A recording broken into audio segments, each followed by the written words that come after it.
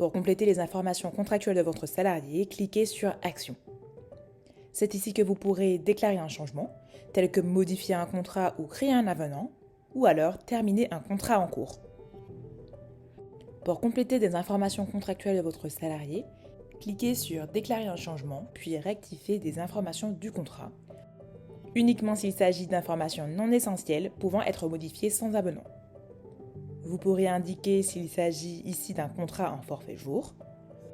Renseigner la date de fin de période d'essai vous permettra de recevoir un rappel avant son expiration. Le nombre de jours travaillés par semaine servira pour le calcul automatique des absences et des jours fériés.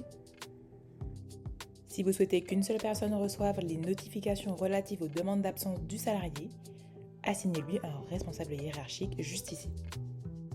Vous pourrez également choisir de ne pas l'afficher dans le registre du personnel juste ici. Dans l'onglet Paie, vous pourrez renseigner le salaire du salarié, indispensable pour calculer votre coût estimé des shifts.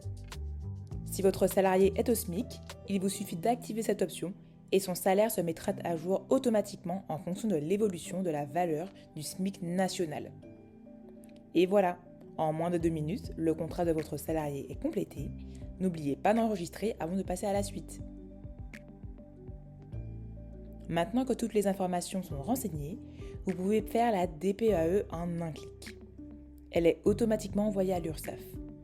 Vous pourrez suivre le statut de la DPAE grâce à une pastille et votre accusé de déclaration URSSAF viendra se loger directement dans les documents du salarié une fois la DPAE validée. On continue ?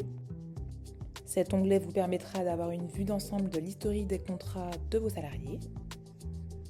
Ensuite, si votre salarié est dispensé de mutuelle, vous pourrez l'indiquer juste ici dans la partie mutuelle en cliquant sur Ajouter une dispense et en choisissant un motif. Dans la partie indemnité de transport mensuel, vous pourrez indiquer toutes les indemnités récurrentes de vos salariés, comme un abonnement de transport collectif.